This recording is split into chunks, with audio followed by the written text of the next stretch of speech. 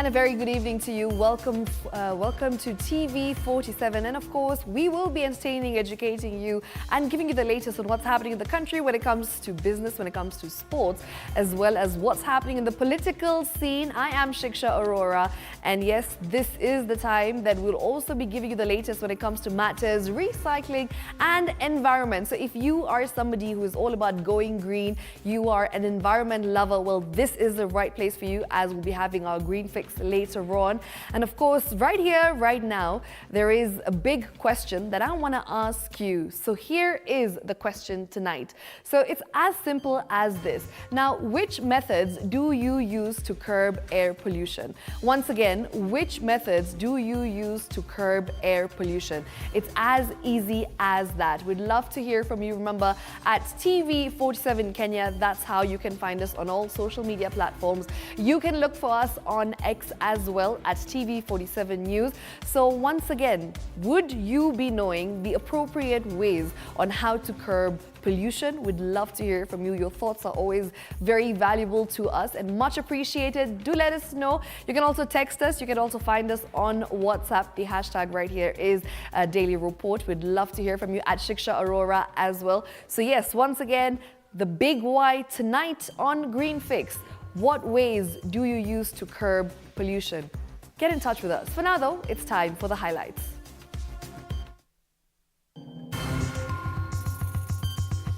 Top on the Daily Report. Belgood MP Nelson Koech, who is also chair of the National Assembly's Defence, Intelligence and Foreign Relations Committee, urges the use of extreme force by police on violent protesters. Wakati jana umesema shoot but do not kill. I want to repeat it here. In fact, shoot and kill. His comments come just a day after President Ruto instructed police to shoot protesters in the leg. Activists and alumni of Alliance Girls High School have staged protests against a teacher accused of grooming students. Basic Education PS Julius Bitok has called for the arrest and prosecution of the suspect. And a comprehensive and impartial investigation into his professional conduct. The High Court has postponed the plea taking of Police Constable Klinzi Masinde Baraza, who is charged with the murder of Boniface Kariuki, a mask vendor killed in Nairobi's CBD. Kariuki is set to be buried tomorrow in Kangema. Sisi kama familia tunataka tu justice for Boniface itendeke, juu alikuwa kijana mdogo, unexperienced, na juu alikuwa akijaribu kupanga maisha yake. All right, welcome to this live broadcast. Of course, I am Shiksha Arora, and my sign language tonight is Walter Juma. He is the interpreter for this particular bulletin. Now moving on to the top story tonight. Constable Klinzi Baraza, the police officer accused of murdering Boniface Kariuki, a street vendor who sold face masks, will remain in custody at the Industrial Area Remand Prison in Nairobi as he awaits a mental assessment to determine if he is fit to stand trial. His co-accused, Constable Duncan Kiprono, has been released after the Office of the Director of Public Prosecutions, ODPP, asked the court to withdraw the miscellaneous application filed against him. Mudhoni Brenda now reports. Once enforcers of the law, Constables Klinzi Masinde Baraza and Duncan Kiprono now found themselves in handcuffs, standing behind the bars of the Milimani Law Courts. The two officers were set to face murder charges over the killing of Boniface Kariuki, a face mask vendor who was fatally shot in Nairobi in an incident that triggered national outrage. Appearing before Magistrate Ben Makekubi, the Office of the Director of Public Prosecution, led by Vincent Monda, requested the court to withdraw the miscellaneous application against Constable Duncan Kiprono, who was in the company of Baraza when he fired the trigger. The magistrate set Kiprono free as the investigations by the ODPP found that he had no case to answer. Constable Klinzi Masinde Baraza, officially charged with Kariuki's murder, then proceeded to appear before High Court's Honorable Justice Kanyi Kimondo in an online court session. Justice Kanyi revealed that the High Court received information dated 9th of July from the Senior Assistant Director of Public Prosecutions, Ms. Gekoi Geshohe, charging Baraza with murder, which is contrary to Section 203 as read with Section 204 of the Penal Code. The particulars of the charge indicate that on June 17, 2025, outside Imenti House in Nairobi CBD, Baraza murdered Boniface Kariuki. Before the High Court, we'll be requesting that he undergoes a mental assessment before we can proceed to take plea in the matter. However, Baraza's plea taking was deferred to 11 a.m. on the 20th of July 2025 in an open court after Justice Kanyi ordered a mental assessment from a government-owned facility to determine his fitness to stand trial. Mr. Model, how long will it take the government facilities to examine the suspect as to his mental capacity or fitness to take plea? I request for 21 days. 21 days, Your Honor. Why 21 days, Mr. Model? Yeah, I'm told that's the period between 14 days to 21 days. Would it then the reasonable thing be to take the shorter period? Baraza will be transferred from police custody to Industrial Area Remand Prison in Nairobi, awaiting mental assessment. The accused shall stand up. Lindsay Barasa Maside. Speaking after the court session, Kariuki's family were content with the legal proceedings, stating that justice being served for their kin is the only balm to their broken hearts. Kariuki will be buried tomorrow at his parents' house in Kangemi. Muthoni Brenda for TV47, Nairobi. Now, in other news, Interior Cabinet Secretary Kipchumba Murkomen has doubled down on the government's tough stance against individuals accused of violence and looting during the recent Sabasaba protests. Murkomen dismissed claims that the unrest was driven by frustrations among Gen Z protesters, instead blaming what he termed as sponsored goonism, tribal incitement and political intolerance. He also reiterated the government's intention to identify and punish those behind the attacks on police stations and other acts of lawlessness.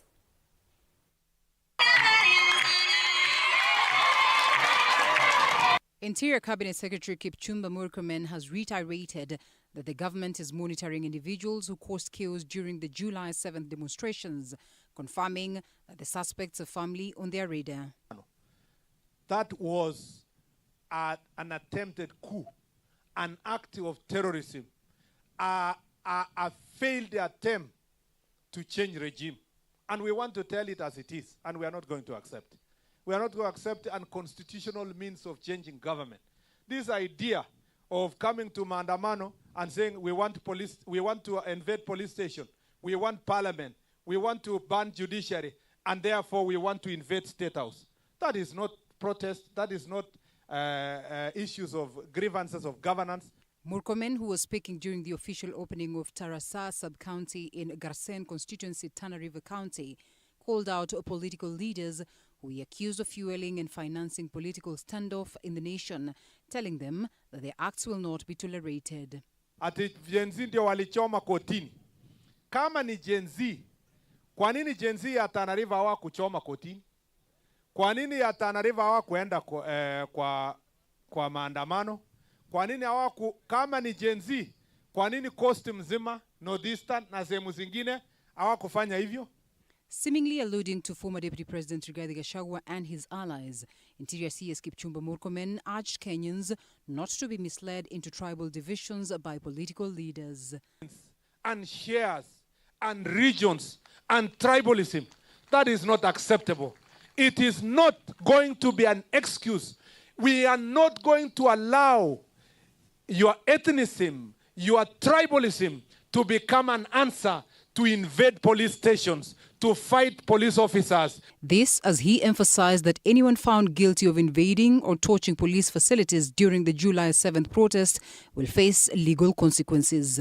Ambao walipora mali ya umma, ambao walivamia police station, ambao walivamia kotini na kuchoma, ambao waliiba bunduki, tutahakikisha kwamba wameshikwa na kustakiwa na kuhakikisha kwamba wamefungwa kwa ile makosa wamefanya wenyewe. He once again lauded the police for what he termed as good work in protecting the nation. This as Belgut, a member of Parliament Nelson Kowech, who is also chair of the National Assembly's Defence, Intelligence and Foreign Relations Committee, has sparked public uproar by reiterating that police officers are allowed to shoot to kill if they evaluate the risk at hand and find their lives would be in danger. For TV47, I'm Linda Alela. Now, in a bold attempt to clean up the police service from within, Interior Cabinet Secretary Kipchumba Murkomen has announced sweeping reforms aimed at restoring public confidence in law enforcement. Among the key measures is the installation of CCTV cameras in every police station across the country. Additionally, new police training programs will place a strong focus on ethics, integrity, and human rights. Now, as Faith Wangari reports, the government says this is the beginning of a broader journey toward rebuilding trust between citizens and those sworn to protect them.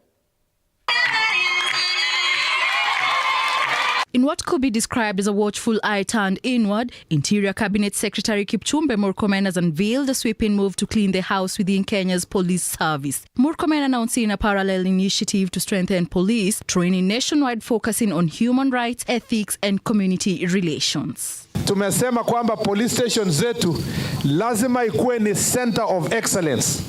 Polisi wengi sana katika Kenya, including wale mnaoona hapa, makosa ni ya serikali, ni sisi. Kwamba hawa wameingia kazi wakaenda training kikanjo, na mtu amefanya kazi miaka 20 hakuna training nyingine amepelekwa. Tumesema sasa tunataka kuendeleza police reforms. Na hiyo police reforms includes proper training of our police officers. Speaking in Author Village, Tana River County, the CES further detailed the closed-circuit television cameras, that is CCTV, will be now installed in every police station nationwide. The eyes on the walls will monitor officers' conduct and help put an end to the dark whispers of abuse in custody, bringing light where impunity has long hidden. Mwananchi akienda police station, tunaangalia kwa Nairobi. Kwa ile CCTV tunaona amefika saa ngapi, amehudumiwa kwa njia gani. Ile mwananchi anasumbuliwa kwa police station, tunaadhibu ile OCS mwenye wako hapa ama askari yoyote mwenye anasumbua mwananchi kwa police station. The Cabinet Secretary highlighted the initiative as a part of a wider government effort to reform the police service and restore public trust. The goal is to transform Kenya's police from a force that inspires fear into one that offers support and reassurance to the community. Na wale wanakuwa suspects wanafungiwa police station, pia tunaangalia ameenda cell gani, aliingia saa ngapi, atatoka saa ngapi, ndio mtu asiwekwe police station na aende aumizwe kwa police station. Faith Wangari, TV47. Moving on, Nairobi businessman and popular TikTok content creator Godfrey Mwasiaga, better known as Kakan Mayo online, is set to spend a second night in police custody. He was arrested on Wednesday evening by plainclothes detectives from the Directorate of Criminal Investigations, that's DCI, for allegedly sharing a video that incited violence against police officers. Now, as Samira Mohammed reports, Kakan Mayo is being held at Muthaiga Police Station and is expected to be presented in court on Friday. Tumesema enough is enough. Ama polisi, mjue familia zenyu tunazikujia.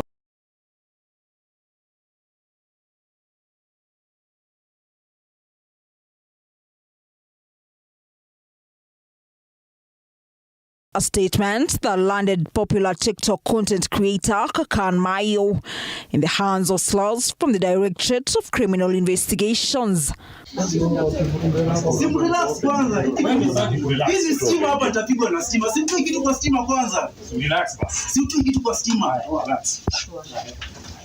Just relax.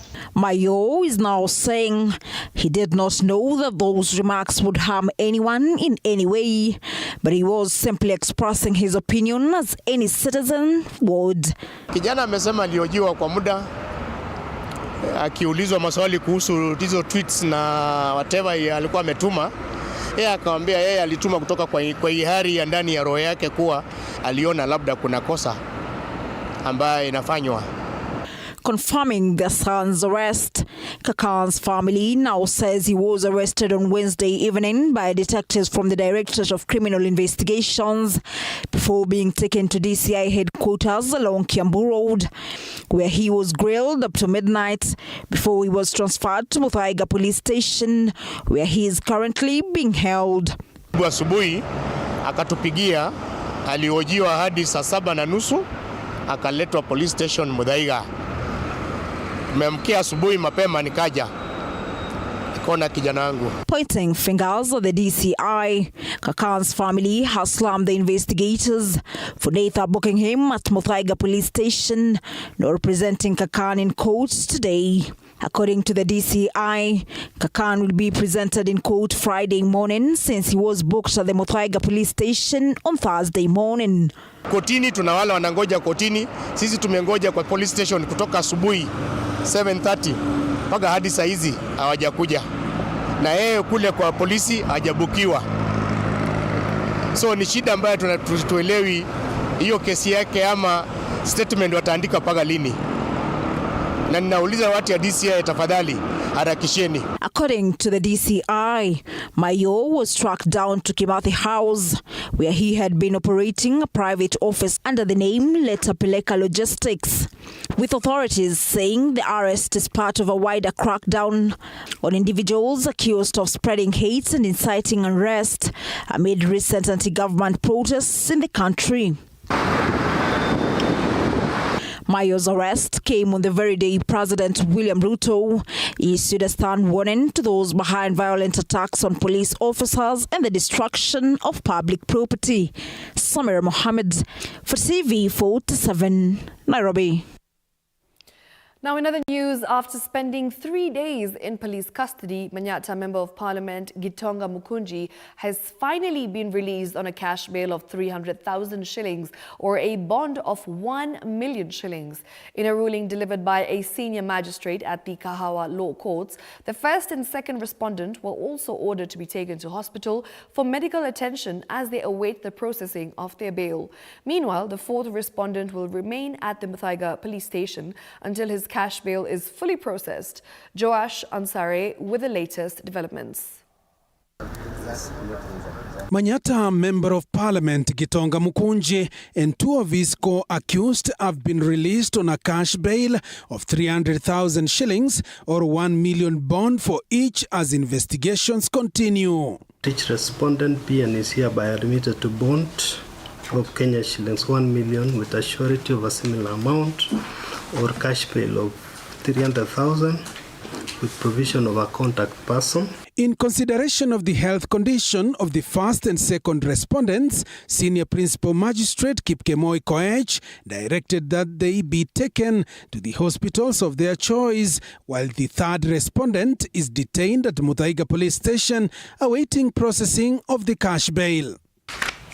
Further, the magistrate directed the prosecution to subject the recovered items from the suspect for forensic analysis. The respondent shall not conduct or seek to interfere with any witness or witnesses, either directly or indirectly, during the pendency of the contemplated investigations, and that the respondents shall report to the applicants once every week, starting from the date of this ruling. Mukunji, a close ally of former Deputy President Rigathi Gachagua, was arrested on Monday during the commemoration of Sabasaba anniversary for allegedly committing a terrorist act. Joash Onsare, TV47. Now moving on, the Muslim community, the judiciary and the country at large are mourning the death of Kenya's Chief Qadi, Sheikh Abdul Halim Hussein, who passed away earlier today. As our Mombasa-based reporter Quinto Wafula tells us, the late Sheikh has been widely praised for his unwavering dedication to justice and his outstanding service to the nation. He served as Chief Qadi since 2023 and was laid to rest this afternoon in accordance with Islamic tradition. Hundreds of Muslim faithful thronged the Nuru Mosque in Bondeni for funeral prayers of the country's late Chief Qadi, Sheikh Abdul Halim Hussein. He was later laid to rest at Kikowani Cemetery in Mombasa. Sheikh Abdul Halim was appointed Chief Qadi in 2023, having served in the regions of Mombasa, Kwale, and later Nairobi, among others, since 2005. His death has been described as a major loss to the Muslim community, with those who knew him remembering him as a truthful, humble, and a just man who upheld fairness without bias. Tunashuhudia kwa kadri tunaojua kwamba yeye ni mtu mwema, mtu wa Mwenyezi Mungu, mtu wa watu.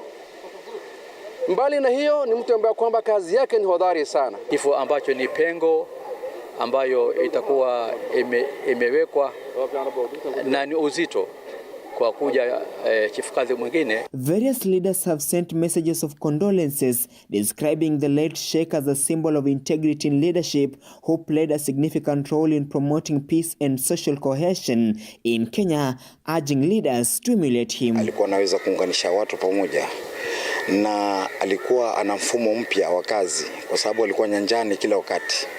Katika sehemu yangu wa Jomvu mara nyingi sana tumekuwa na Chief Qadi, tukianzisha wakfu, tukianzisha miradi mbalimbali. Kwa muda kuweza kureplace pengo hilo, lakini insha Allah ni kadari ya Mwenyezi Mungu imefika. Sheikh Abdul Halim passed away after a long battle with cancer. He had been receiving treatment both in Kenya and India for an extended period. Chief Qadi ameacha familia, amemwacha mjane na watoto watatu, watoto wawili wa kiume na mtoto mmoja wa kike. Kikubwa zaidi tunachoomba kutoka kwa Waislamu ni legacy yake ambayo ilikuwa ni kutuunganisha dua kwa pamoja. Dalili imeonekana kwamba Subhanahu wa Ta'ala amjalie mweke peponi inshallah. Quinto Wafula, TV47, Mombasa. Now moving on, former students of Alliance Girls High School today staged a protest outside the school gates demanding swift action against a male teacher accused of sexually molesting students over an undisclosed period of time. The protesting alumni are now calling on the Teachers Service Commission to urgently investigate the allegations and take firm disciplinary action against any staff found culpable. As Chichi Josephine now reports, the demonstration comes amid rising calls to protect learners from abuse in schools.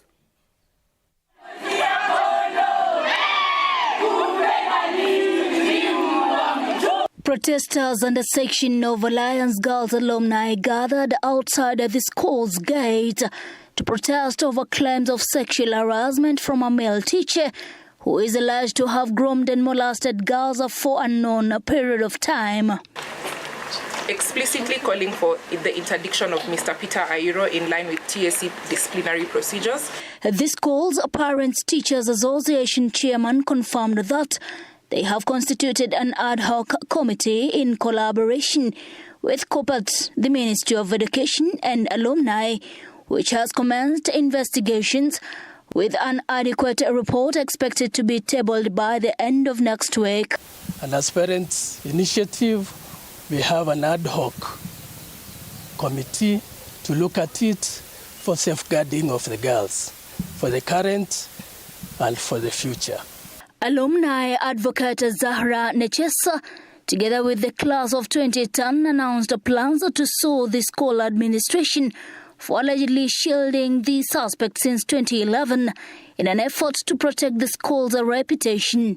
Peter Arora be immediately suspended from all his duties, including teaching, extracurricular activities, and CU patronage, pending the outcome of these investigations. Kiambu County Director of Education Simon Onjohi stated that the ministry will take appropriate action and launch a thorough investigation If the teacher in question is found guilty, disciplinary measures will be taken. So you allow us to let the investigating team finish its work.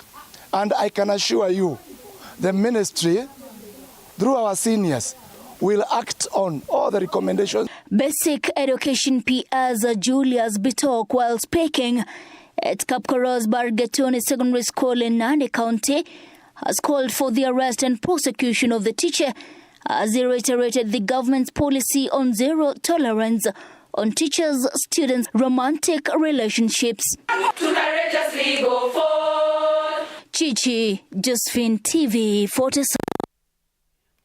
Now, tonight, President William Ruto's close ally and Belgut MP Nelson Koech has asked police officers to shoot and kill protesters, endangering the lives of police officers and destroying property, eliciting public uproar a day after President William Ruto directed police to shoot and injure violent protesters in their legs. Apollo Kamau reports on a day the opposition has warned of growing intolerance to democracy in the country, warning police officers that they are on their own before the law. A day after President William Ruto's stern debate on his shooting the leg order to the police against violent protesters, President Ruto's close allies and hardliners have taken the controversy a notch higher after Belgut MP and chair of the National Assembly's Defense, Intelligence and Foreign Relations Committee Nelson Koech asked the police to shoot and kill violent protesters in what is now seen as President William Ruto's administration's growing intolerance to protests, which they argue are a recipe for chaos. Na mimi nataka niseme na nishukuru Rais William Samoei Ruto. Wakati jana umesema shoot but do not kill. I want to repeat it here. In fact, shoot and kill.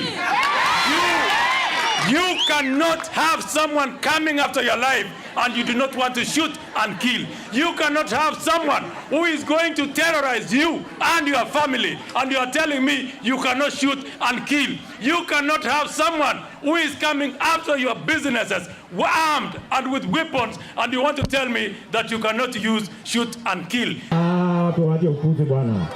Opposition leaders and human rights groups have criticized the MP and President Ruto's remarks as a show of impunity by a hostile regime to its citizens and disregard for constitutional order, warning police officers they will face the law alone. That we have 12-year-olds, we have 7-year-olds in Mathare who are shot on the balconies of their houses. Were those people breaking into homes? When you give a direct order, Honorable Speaker, to people who cannot even aim guns properly, they are shooting people inside their houses. How will they see their legs in their houses? We have people in Nairobi who have died in their houses. The president is not above the law. So whatever unlawful order that is given by the president, the best thing is to ignore it. So kama wewe unaona ni askari unaambiwa uwa mtu na unaua, you will be very foolish to go shooting and killing people because wewe ndio utaenda jela, watoto wako na familia yako itaachwa ikiumia.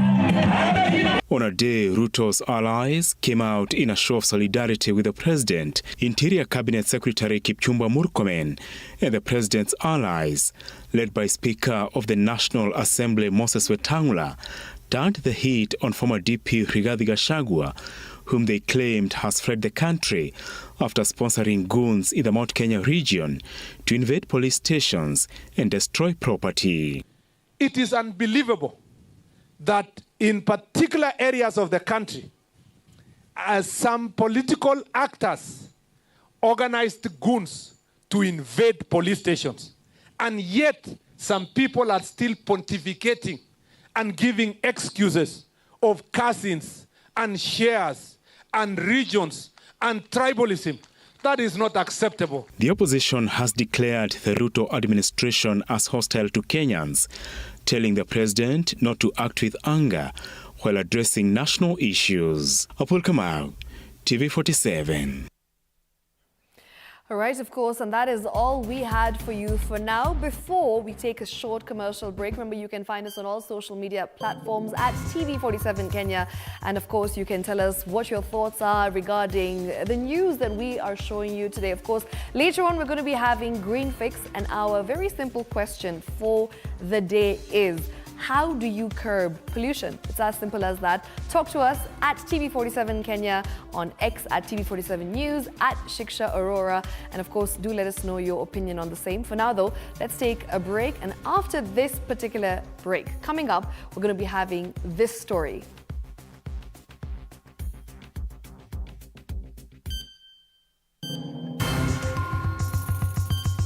Also, coming up after the break, teen wins climate prize. On this week's Green Warriors, we spotlight 19-year-old Alexander Nyangiti, winner of the 2024-2025 Climate Advocates versus Unidas Climate Innovation Challenge.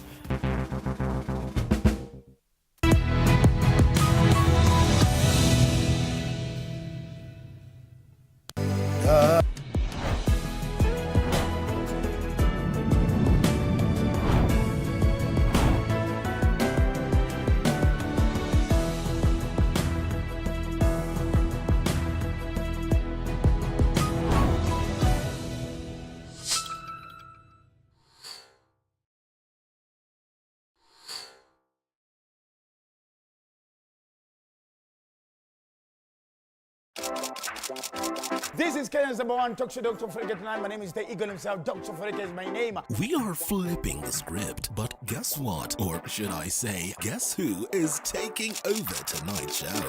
Anyway, furahia umekaa na kasipuni. CP unit ni Punet. So you guys knew about Piga. Sawa basi. Nasema, that on gave it the whole time.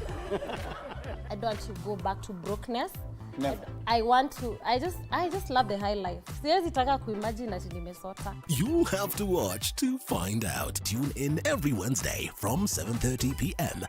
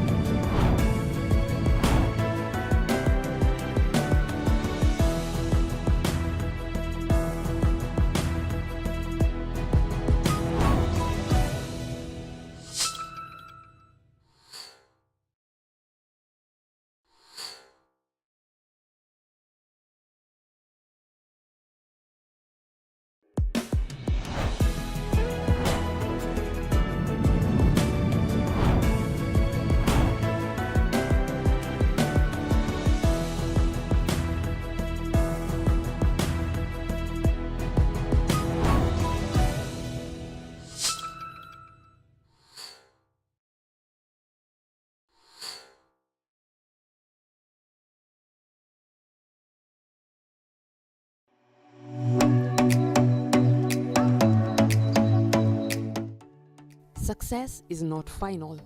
Failure is not fatal. It is the courage to continue that counts. Winston Churchill.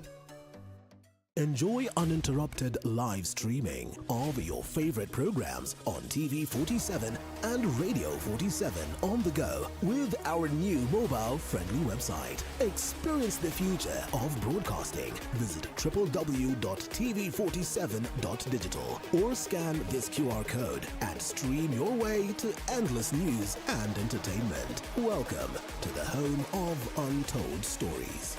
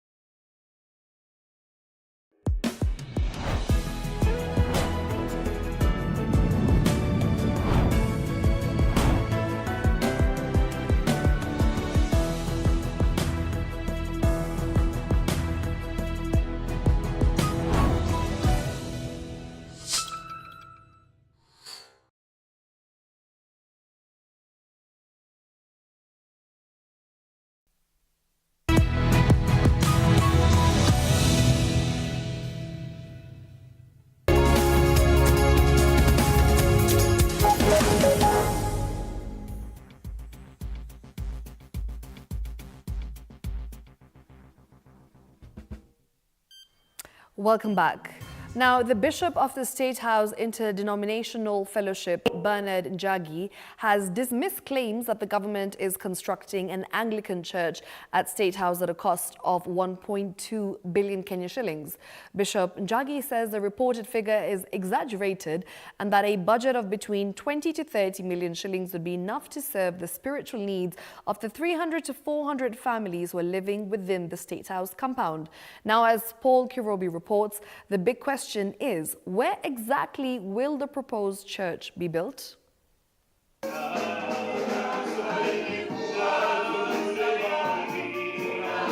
President William Ruto's proposal to construct an Anglican church within State House grounds at a cost of at least 1.2 billion shillings has sparked widespread debate and raised more questions than answers. Bishop Bernard Njagi, the founder of the proposed church, has expressed concern over the substantial budget, even as he welcomes the idea of a worship space that can accommodate the 300 to 400 families living and working within State House. While the president's intention appears to come from a place of goodwill, critical questions remain unanswered. Most notably, where exactly will the church be built and what legal or procedural frameworks need to be followed? Adding to the confusion, if the church is intended to serve government employees, many are questioning why the president would personally fund such a massive project. So sisi tuliomba kama sisi wa Kristo, tukaweza kujengewa tutoke kwa mapati tuende kwa mawe, kwa sababu ukiangalia hiyo mapati umeona hata huko ndani tumeweka vitambaa. Ile tumepata sandaka kidogo ndio tunafanya nini? Tunaweka vitambaa. Juu watoto pale wakiingia saa 1:30 mpaka saa 2:30 na kuambia pale ni nimoni. This place is very cold. Kwa hivyo tunahitaji, kwa sababu there is freedom of worship. Na sisi tulimuomba kama kiyeye, ndio naona yeye anasema yeye mwenyewe atajitolea kwa ile mkono wake wananyoshanga kwa kanisa atusaidie. It's worth noting that just 800 meters away from the State House is St. Michael Catholic Church, which has been holding regular Sunday services for some time now. Additionally, within the State House complex itself, there is already a mosque that serves Muslim staff and GSU officers stationed here. Allahu Akbar.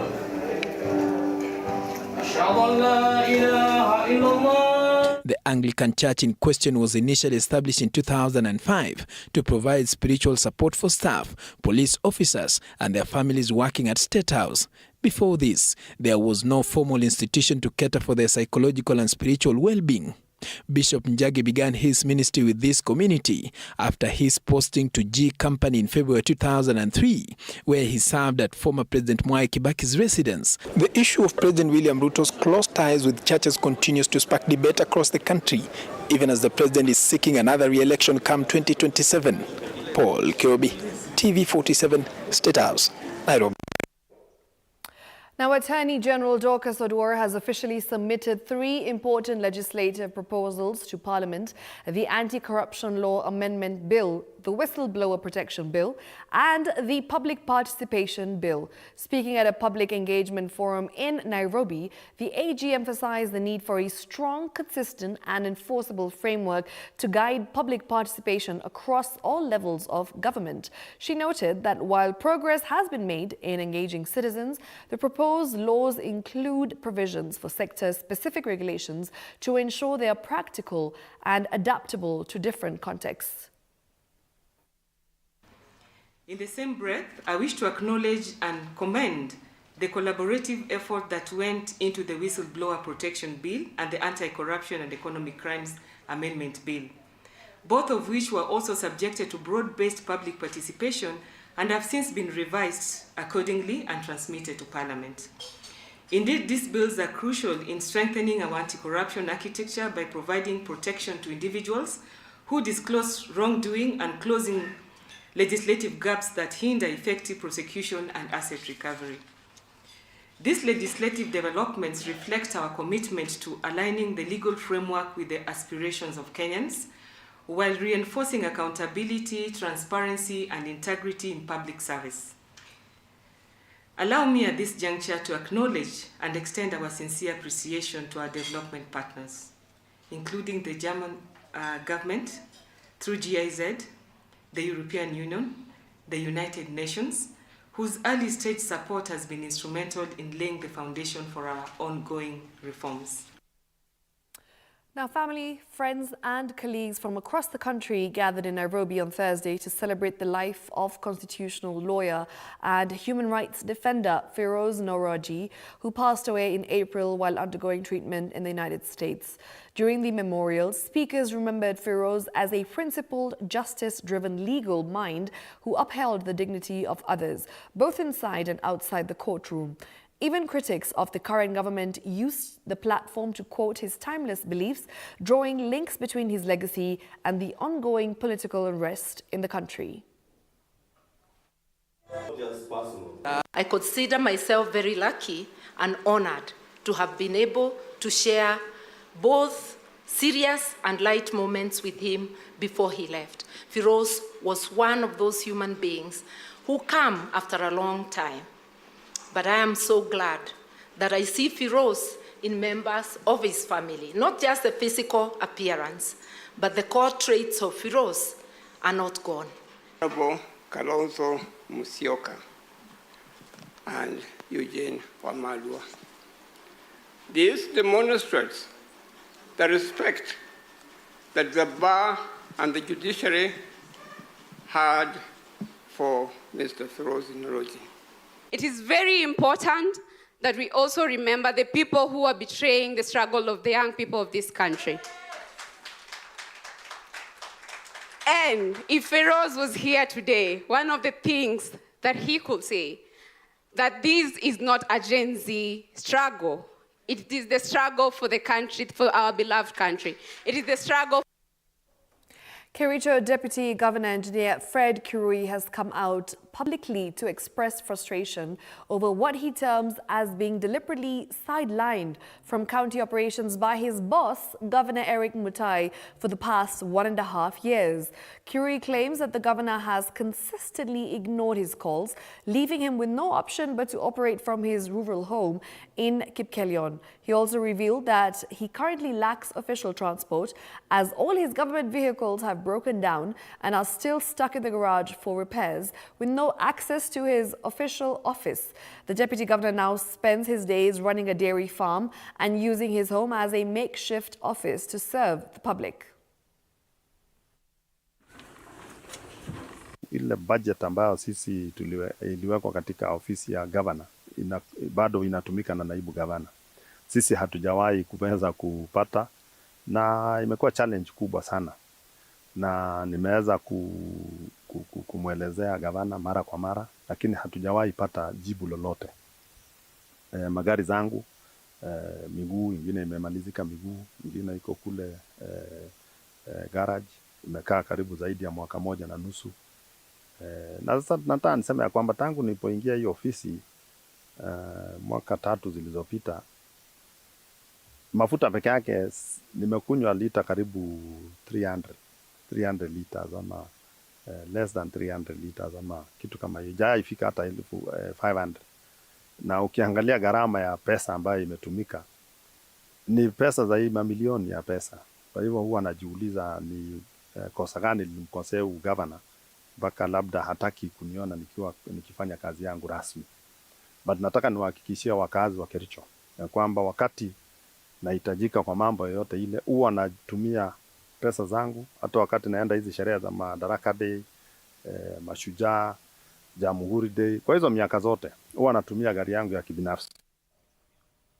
Now, the National Cancer Institute of Kenya, led by its chairman, Timothy Olweni, is calling for stronger collaboration between national and county governments, researchers, and the public to drive a more effective fight against cancer. Olweni emphasized the urgent need for better funding, coordinated policies, and inclusive public engagement to address the glaring disparities in cancer care across the country.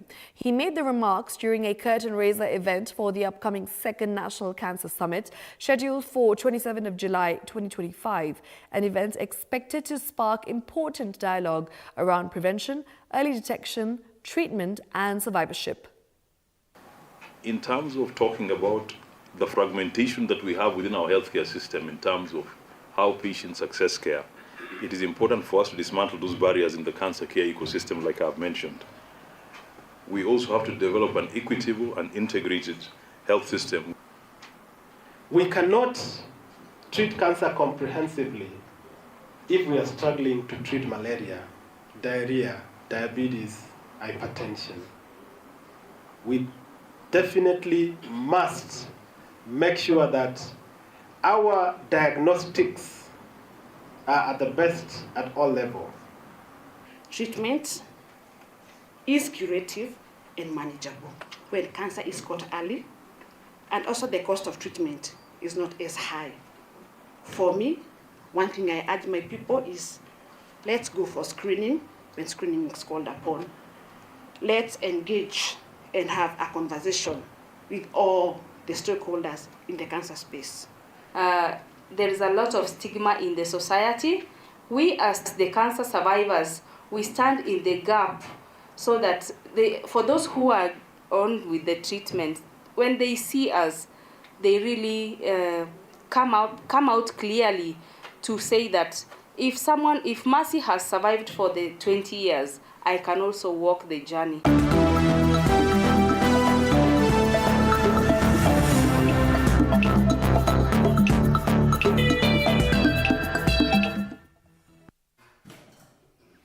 All right, and of course, with that, it's time for us to focus on matters sports, where the 2025 Ultra Marathon is set to take place on November 15th in the iconic Masai Mara, with over 500 male and female runners expected to participate in the 50-kilometer race.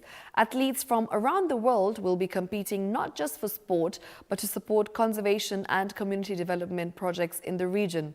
As Tony Kwalanda now explains, registration for the event officially kicked off on Wednesday at Karura Forest in Nairobi. Registration for the 6th edition of the Ultra Marathon is ongoing after the annual race was officially launched on Wednesday at Karura Forest in Nairobi County. Come run with us, come run in the wild, come experience the Mara, come see what people in the Mara are doing, communities, conservancies, organizations, everyone trying to do their level best to protect these last wild spaces that we have. Over 500 male and female runners from across the world are expected to tackle 50 kilometers in different categories. They comprise the individual 50-kilometer race, the relay 25-kilometer run, the relay 12.5-kilometer dash, and a family fun run. This year, we are actually looking forward to support the Rangers, and as we are moving to the digital, where we are saying the digital Rangers. So this could actually be a benefit to support the Rangers to have the drone training and also buying the drones that the Rangers can use in mitigating conflicts in the ecosystem. Started in 2020, the competition traverses 4 conservancies in Masai Mara, including Mara North, Lemek, Ol Choro, and Enon Kishu. Nilianza kukimbia last year na nilifurahia sana juu venye tulikimbia tulisaidika sana na tulipata vitu mingi kama Rangers. Ultra Marathon imetusaidia kupata uniform, kupata masomo ya kuwa drone pilot, na imesaidia kupata donation aswa wakati wa COVID-19. In 2024, Jackson Olonana Kiswa and Carla Whitehead clinched victory in the men's and women's categories respectively, while Savannah Striders and the British and the Irish Lions won the relay titles. Last year, over 4 million shillings was raised and allocated to the ranges of conservancies, healthcare, the Mara Elephant Project, and other community development projects. Tony Kwalanda, TV47 Sport, Nairobi.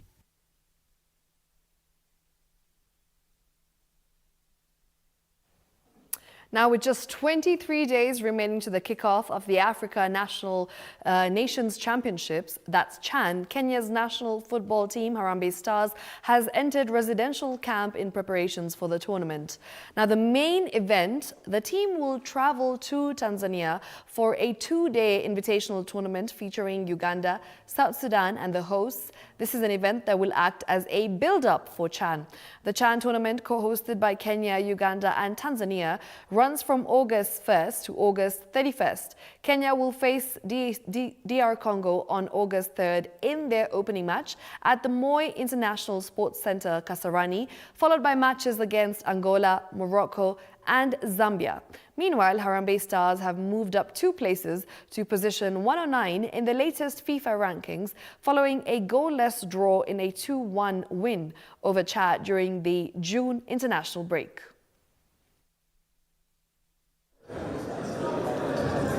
Here to bring success to this country, and the players that we've selected is the players that we've seen, the players that I've had in camp, and they were just unfortunate when you go and play World Cup qualifiers, international players come, so you can't select everyone. So now it's based on local camp. So those are the players that you've seen, and you see the qualities and where they can take the team.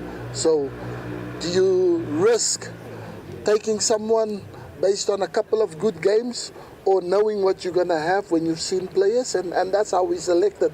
Yeah, we know everyone is not going to be happy with how the team is selected, but everyone has not been where I've been. So I have an eye and I know talent when I see one. The team is going into camp today, and I can assure you we have done everything in our power to give them all the tools that they require to succeed.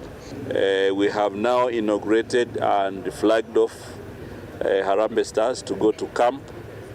This is a team that we believe in, and I want to rally all Kenyans to rally and support Harambee Stars.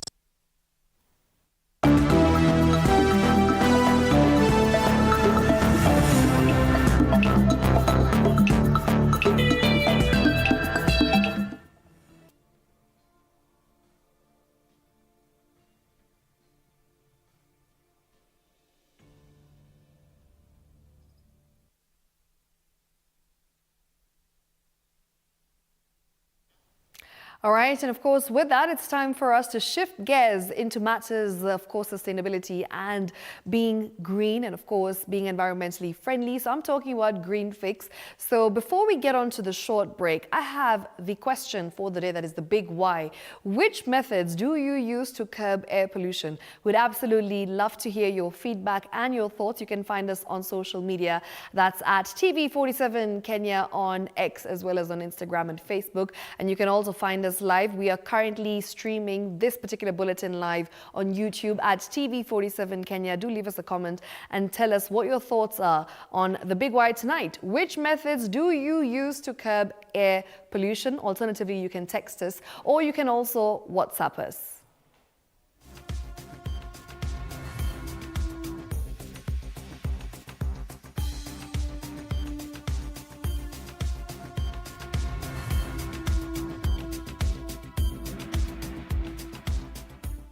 All right, and for now, let's take a short commercial break. But when we're back, remember, we've got a very interesting interview with a brilliant young gentleman lined up for you. So make sure you tune in. It's all things Green Fix right after this break. Don't go too far.